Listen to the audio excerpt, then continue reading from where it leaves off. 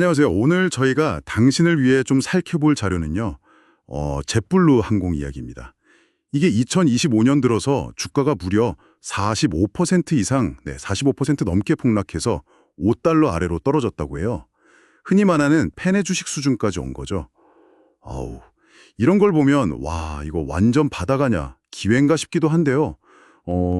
근데 자료를 좀 자세히 보니까요. 이게 그렇게 간단한 문제가 아니더라고요. 한번 파헤쳐보죠. 네, 맞습니다. 보내주신 자료들 쭉 보니까 현재 jetblue가 미국 항공사들 중에서도 상당히 어려운 국면에 처해 있는 게 보여요. 단순히 주가가 뭐 싸다 이것만 보고 뛰어들기에는 여러 가지 구조적인 문제 또 위험 요인들이 꽤 얽혀 있다는 분석이 많습니다. 네, 섣부른 판단은 좀 금물이라는 거죠. 그렇죠. 우선 딱 눈에 띄는 게 역시 실적인데요. 1분기 결과를 보면 매출은 작년 같은 기간보다 한 3% 줄었고요. 순손실은 2억 800만 달러. 어마어마하네요. 주당 순이익도 마이너스 0.59달러고요. 뭐 시장 예상치보다는 조금 낮다 이런 말도 있긴 한데 그래도 적자 규모 자체가 워낙 크니까요. 네, 상당하죠. 근데 더 걱정되는 건 앞으로 전망이잖아요. 2분기 좌석 마일당 매출, 그러니까 RASM이라고 하죠. 그게 3.5%에서 최대 7%까지 더 떨어질 거라고 보고요. 심지어 연간 실적 전망치 자체를 아예 그냥 철회했다면서요.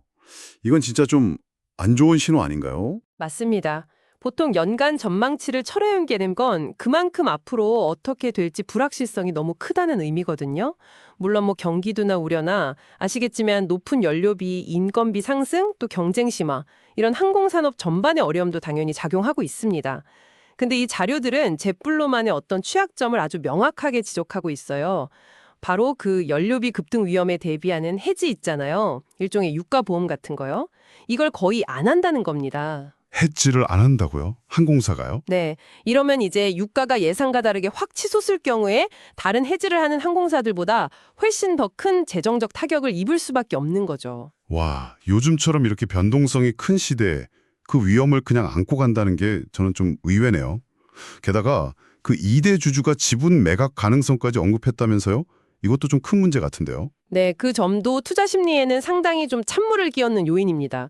지분을 한 10% 정도 가진 이대주주인데요. 실적 개선이 보이지 않으면 내년에 뭐 지분을 정리할 수도 있다. 이런 의사를 밝혔다는 내용이 자료에 있어요. 이번 뭐 경영진에 대한 압박이기도 하지만 동시에 회사의 미래에 대해서 좀 불신이 있다는 걸 시장에 보여주는 거라서요. 상당히 부담스러운 소식이죠. 와, 진짜 뭐 재무적으로는 사방이 좀 어려운 상황이네요. 그런데 여기서 진짜 흥미로운 어떻게 보면 좀 반전 같은 게 나와요. 바로 고객 만족도입니다. 이게 당신께서 보내주신 자료 보니까 2025년 북미 항공사 고객 만족도 조사에서 젯블루가 비즈니스 퍼스트 클래스 부문이 1위를 했다는 거예요. 아니 서비스 품질만큼은 진짜 최고 수준으로 인정을 받고 있다는 건데 이게 어떻게 된 걸까요? 실적은 이런데 고객 평가는 이렇게 좋다니 이 간극이 참 재밌네요. 바로 그 지점입니다. 그게 현재 젯블루를 둘러싼 어쩐 핵심적인 딜레마라고 할 수 있어요. 그렇게 높은 서비스 만족도가 당장의 재무 성과로는 이어지지 못하고 있다는 거죠. 실제로 자료를 좀 더 보면 대부분의 월스트리트 애널리스트들은 젯블루에 대해서 매도 의견이거나 기껏해야 중립 의견을 유지하고 있어요. 아, 매도 아니면 중립. 네. 목표 주가 평균치도 보면 현재 주가랑 비슷한 그냥 $5 수준, 거기에 머물러 있고요. 오히려 목표 주가를 계속 낮추는 투자은행들도 여러 보입니다.